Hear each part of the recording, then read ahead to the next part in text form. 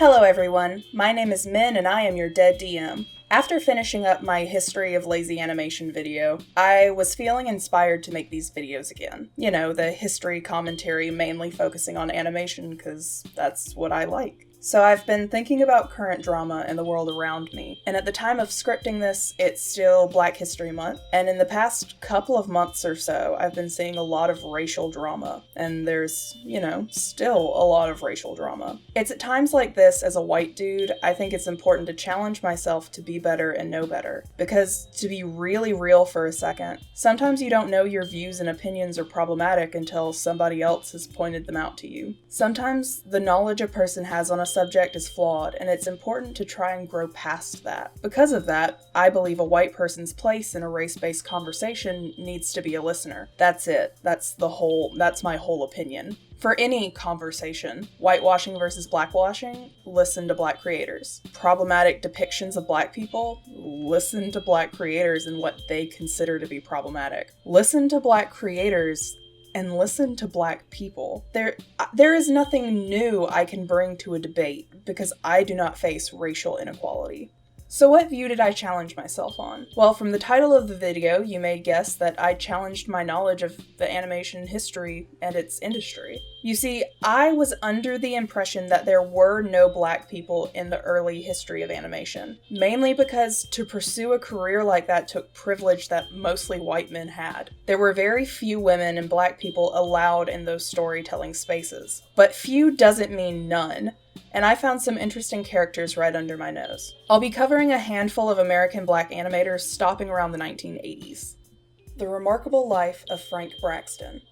Thanks to Cartoon Brew, I found this wonderful article about Braxton. Born in 1929, Braxton was the first Black hire at Disney and Warner Brothers. We don't know much about his time at Disney. We know he was hired in the early 1950s, but then let go a couple of months later. This was very standard. A lot of Disney trainees didn't make it through the training period. Cartoon Brew also did a good job of recording the story of how Braxton was hired at Warner Brothers, and I will be reading the quotes from the time. Braxton had been taking singing classes with I'm gonna mess up all these names.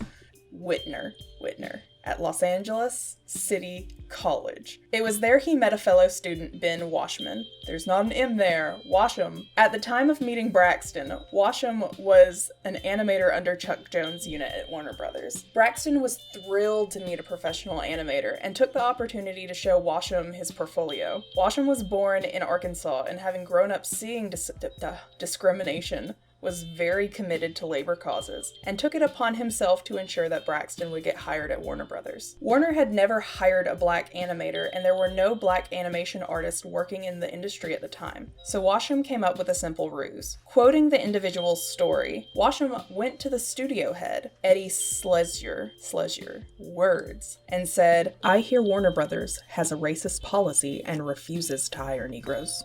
Schlesinger was offended. "What are you talking about?" he retorted. "Whoever said that is a damn liar." "Good," said Washam. "I found a young Black animator who's looking for a job, and I'm hiring him as my assistant." And just like that, animation changed forever. That is the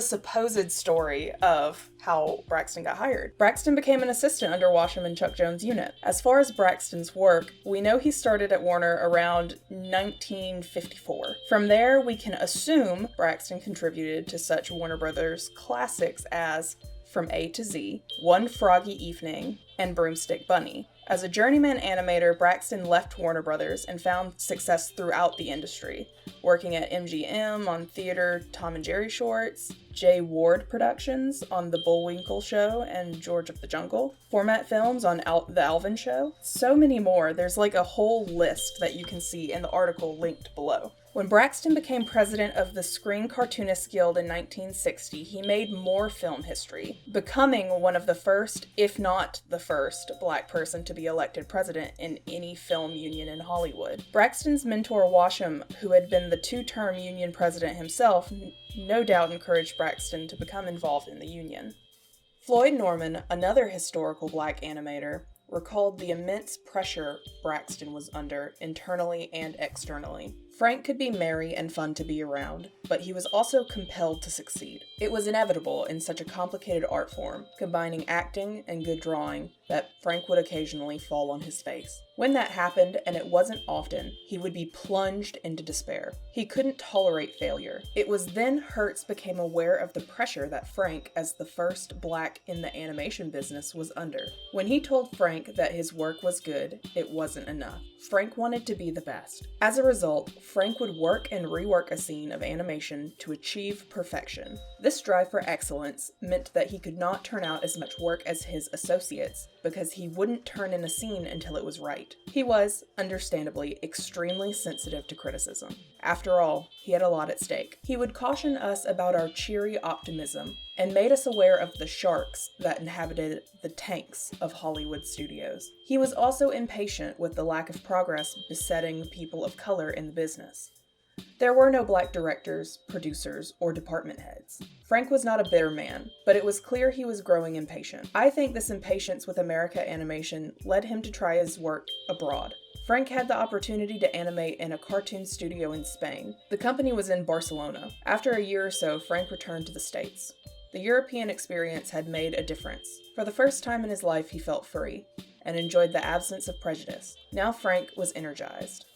Braxton's life was tragically short. He was in the prime of his career when he died from cancer in 1969, at the age of 40.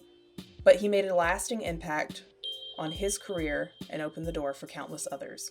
By the mid-1960s, the first black-owned animation studio, Vignette Films, had opened in Hollywood, started by Floyd Norman, Leo Sullivan, Richard Allen, and Norm Edenlin. Ron Husband was hired at Disney in 1975 and would go on to become the first black supervising animator on a Disney animated feature. As the industry grows every year, it's nice to take a step back and celebrate Frank Braxton as one of our art form's pioneering figures. We should also celebrate Ben Washam, who had the insight nearly 65 years ago that animation is a richer art form when more voices are included in the process. Floyd Norman was the first black animator to stay at Disney for a significant period of time. At the time of scripting this, I saw where Netflix is supposed to have a documentary, Floyd Norman, An Animated Life, but I don't have the ability to watch it. If anyone across the world or anyone with a VPN wants to check around and see if it's still accessible, I recommend giving it a watch and let me know. Norman's love of animated pictures started when he watched Disney's feature films, Dumbo and Bambi. Norman was employed as an in-betweener on Sleeping Beauty, released in 1959.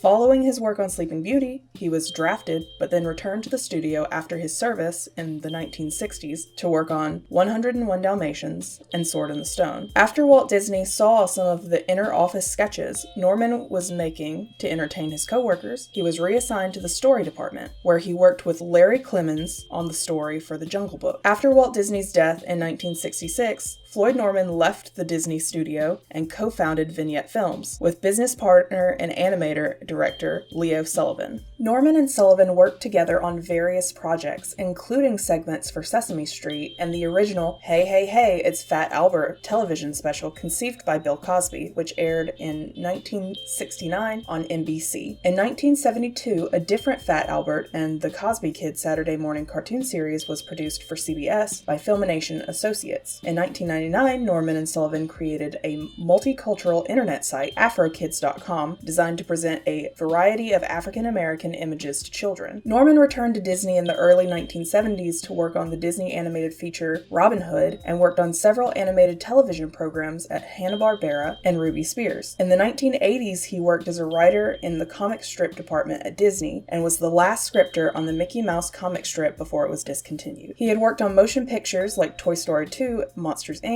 Mulan, Dinosaurs, and The Hunchback of Notre Dame for Walt Disney Animation Studios. His resume is extensive, and I recommend doing more research on your own. Sullivan also has an extensive resume. Sullivan began his career as an errand worker for the legendary Benny and Cecil producer Bob Clampett. Throughout the years, he crossed career paths with animation studios such as Hanna-Barbera, Filmation, Ruby Spears, DIC Entertainment, and Marvel Productions. His completed animation works on The Flintstones, Scooby-Doo, Super Friends, The Transformers, The Incredible Hulk, and Warner Brothers' Tiny Toons. I'll link his IMDB page down below. The other two involved in the founding of Vignette Films have eluded me to a degree. Richard Allen, I had believed I had found his IMDB page, but upon further inspection, I can't verify that it's the same Richard Allen from Vignette Films. I could find even less about Norm Edenlin, who was also a creator, and I know I could not find anything about him. If someone else has more information, please feel free to share it with me and I'll add it to the description. These are historical figures and it sucks not being able to celebrate them. I hoped maybe moving away from the Vignette Films group I could find better luck on information, and I did, leading us into Ron Husband. Now there's a little bit of an interesting debate whether Floyd or Ron deserves the title as Disney's first black animator. From what I can tell, since Floyd was moved to the story department, a lot of people don't see him as the first animator. I think that debate is a little bit foolish, because I would argue that the first person hired would be the first person, regardless of long-standing or department, making neither of them the first, since Braxton entered the training program in the 50s. However, that's just my opinion on the debate. I could also argue that not counting Floyd as an animator discredits his work as an in-betweener, which is a form of taking someone's animation and doing the animation between the key frames. Those are just my opinions on it. All three men deserve great praise for breaking into the industry and the work that they did. So here's Ron's story. Fresh out of college, Ron had a wife and 2 children and took a technology art job to provide for his family. With an unfilled thirst for creativity, he signed up for night classes led by Sam McKim, who encouraged Ron to submit his portfolio to Disney Animation. The head of the training division at the time was Eric Larson, who saw promise in the loose sketches of an artist who hadn't considered animation as a career path. Back in 1975, all trainees were given 4 weeks to prove their talents on the animation test. To Ron's benefit, the judge took into account how much experience each candidate had in animation. Among the group of trainees are names you may be familiar with, such as Glenn Keane, Tad Stone, and Jerry Rees. And rather than a cutthroat environment, the trainees all supported and encouraged one another. Only 1 in 3 typically lasted to a 5th week at the studio. His first assignment was on The Rescuers, and as you can guess, his resume is extensive. I would love to spend more time on him, but honestly, that could be its own video. And as I stated before, he bridges the gap fully between early and modern animation. At the time of scripting this, he is still alive, having just turned 71 this month of February. And I'd like to remind anyone who saw my Art of Critique video, animation history as it relates to modern innovation is barely over a century long. The full Ron Husband article is also in the description below, so please feel free to learn more about him.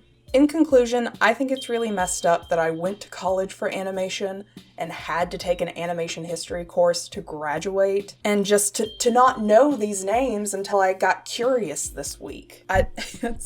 That's ridiculous. It's important to know these names to encourage Black artists around the world. The main thing I noticed, looking at the people we looked at today, is that most of them were able to take classes or go to college. That was a privilege not many people had, especially not Black people or women. The lack of Black figures in animation was and still is connected to the systematic racism and oppression, and not any lack of dedication or skill on an artist's side. So I would like to encourage all my southern done jumped out. I would like to encourage everyone to celebrate Black artists and Black creators. I personally have been really enjoying Thuman's videos. She's the person I've been speed painting in the background the whole time. She's a wonderful artist and has a really good video on blackwashing versus whitewashing, which I mentioned at the top of this whole thing, as well as videos about how to color darker skin tones while keeping a fun and vibrant pastelish aesthetic. I'm gonna throw a link to her channel and her Twitter in the description below. As far as animators go, let me know if you have more information about any of the animators I've discussed today, especially Richard Allen or Norm Edenlin, or Black animators outside of the US. I would love to learn more. And with that said, I hope this has been a fun and informative video for you. Thank you for watching, and remember to like, comment, and subscribe, and I'll see you in the next one.